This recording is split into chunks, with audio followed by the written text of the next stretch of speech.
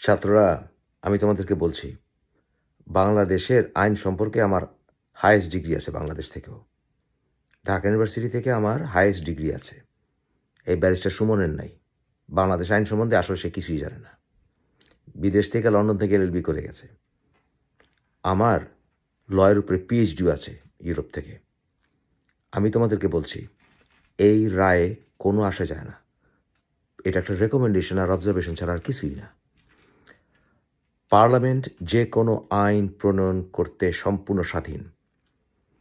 এর আগেও উচ্চ আদালত বলেছিল যে সংসদ আইন অ্যামেন্ডমেন্ট করতে দে ওয়ার ফ্রি। তাহলে অ্যামেন্ডমেন্ট তারা করতে অনেক আগেই পারত। এখন শেখ হাসিনা এই অ্যামেন্ডমেন্টের কথা বলে শি উইল বাই টাইম, বুঝেছ? এবং আরও সময় যাবে এবং এই রেকমেন্ডেশন মানতে বাধ্য না। আর সেকেন্ডলি, যে এই ছাত্রদেরকে হত্যা করেছে তাদের কি হবে? দ্রুত ট্রাইব্যুনাল গঠন করতে হবে এবং তোমাদের দেয়া লিস্ট মতে তাদের সবগুলোকে অ্যারেস্ট করতে হবে।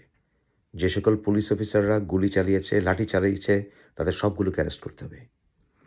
এবং এই যে সরকারের মন্ত্রী ওবায়দুল কাদের, তাকে রিজাইন করতে হবে। শেখ হাসিনাকে রিজাইন করতে হবে। এবং তোমাদেরকে রেইড করা চলবে না, তোমাদের কাউকে অ্যারেস্ট করা চলবে না। যাদেরকে গ্রেপ্তার করেছে তাদের সবাইকে ছাড়তে হবে, কারফিউ ওঠাতে হবে এবং আলটিমেটলি সরকারের পতন হতে হবে। কারণ এই সরকার কখনো আওয়ামী লীগের রিক্রুটমেন্টের রাস্তা বন্ধ করবে না। কারণ এই কোটার কথা বলেই তারা আওয়ামী লীগের লোক অ্যাডমিনিস্ট্রেশনে ঢোকায়। কারণ লাঠিয়াল বাহিনী ছাড়া, অর্থাৎ পুলিশ প্রশাসন ইত্যাদি প্রশাসনে তাদের লাঠিয়াল বাহিনী ছাড়া তারা তার ক্ষমতায় থাকতে পারবে না। এটা তোমাদের বুঝতে হবে।